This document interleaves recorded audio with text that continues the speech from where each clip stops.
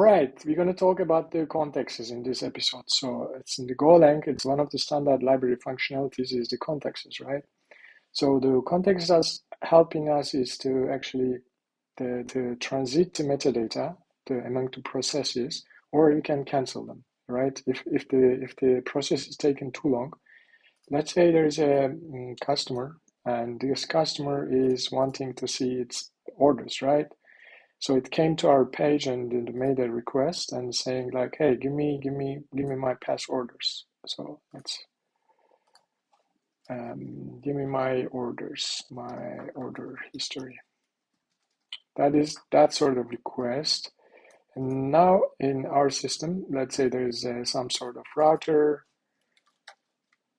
and then this is routing the traffic to our backend services. Let's say there's a customer service here.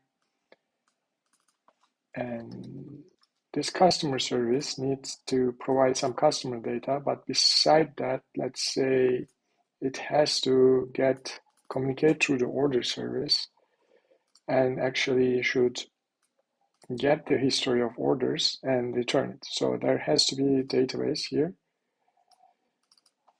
And this database is going to provide, so it's going to make the request to give me the orders. And the database is going to say, okay, here are the orders, and then it's going to return back to customer service all the orders. Let's say there are orders, and there are many of them, right? Order 1, order 2, and yeah, also the details, what is being purchased and stuff like that. And this also goes back to here and from here to the customer. But our product owner asked that there's one non-functional requirement. This has to be, everything has to be done in 200 milliseconds. Okay, so that's our aim. So if the customer waits longer than that, then it's going to fail because the customer doesn't want to wait this long, or some kind of restriction around that. So we have to return it 200, and if it is not, then we still need to return the customer data, but maybe without order. So we need to decide around that. That is the one use case. So we need to terminate this order if it is taken, let's say, 150 milliseconds or 100 milliseconds.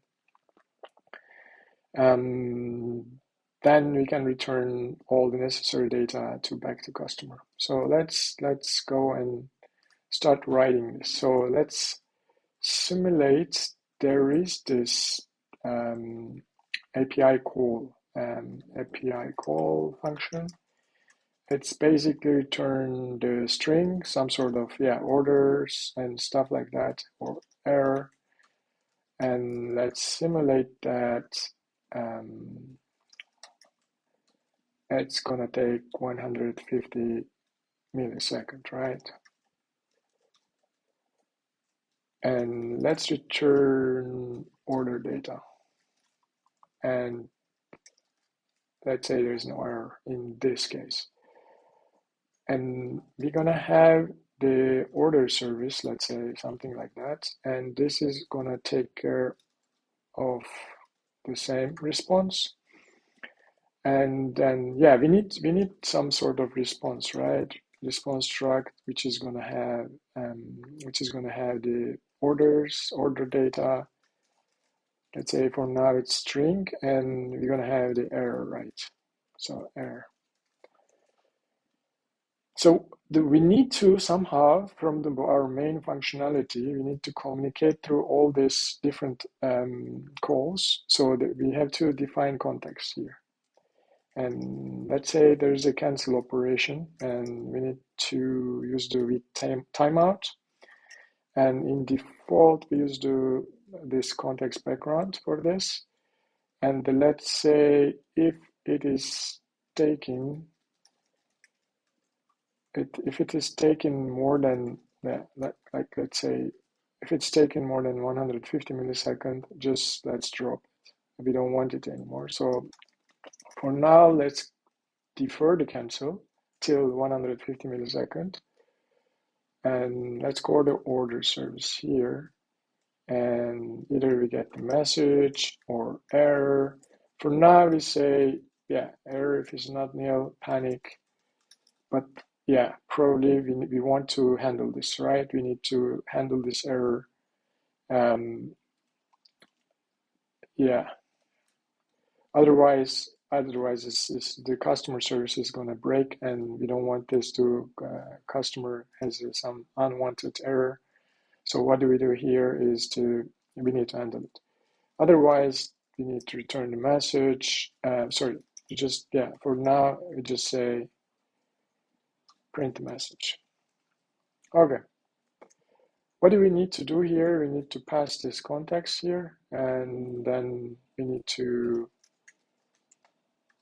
also define it here as a parameter, and we're gonna pass this to here. So we need to make a call to API, but we don't want to make it in the in the default routine. We need to make it as a Go routine, separate Go routine.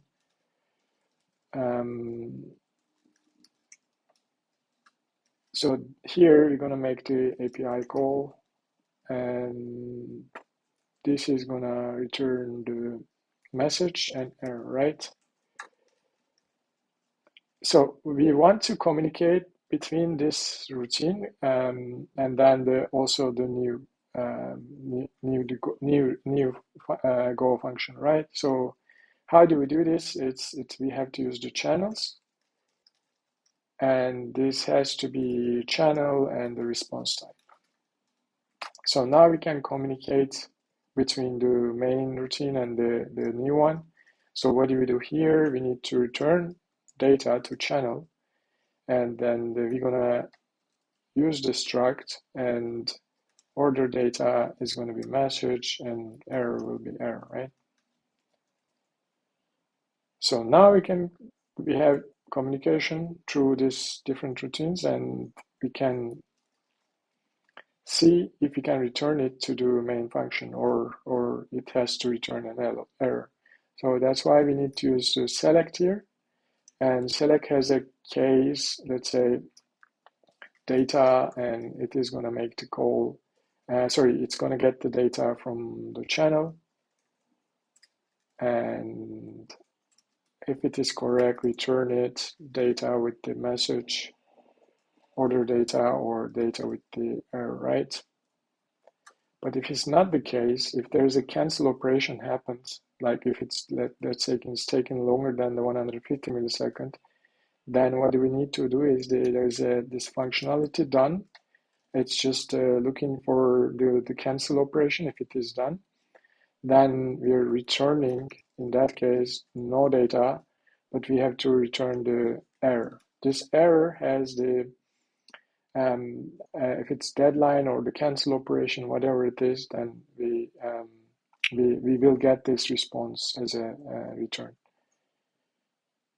Since this is a channel, we have to get the data with the arrows, the specific syntax, and yeah, this should actually work. Let's say the operation is taking 200 milliseconds, right? So it's above our limits. So this should return some sort of error to us. And then, yeah, this is what we get from here. We were mentioning, right? The error here is indicating we are actually exceeding the deadline. Let's say if it is like taking 100 milliseconds, this should then be in our limits, and we should be able to get the correct data, order data. Yeah, that's how we can manage and communicate through different processes. It's in a very low level and simple usage, but yeah, you can iterate and more think among the different services and how to communicate through using the contexts. That was it for today, and hopefully it was helpful. Please subscribe to the channel and like the video, and so you can get more of this kind of content. I will see you in the next one. Bye.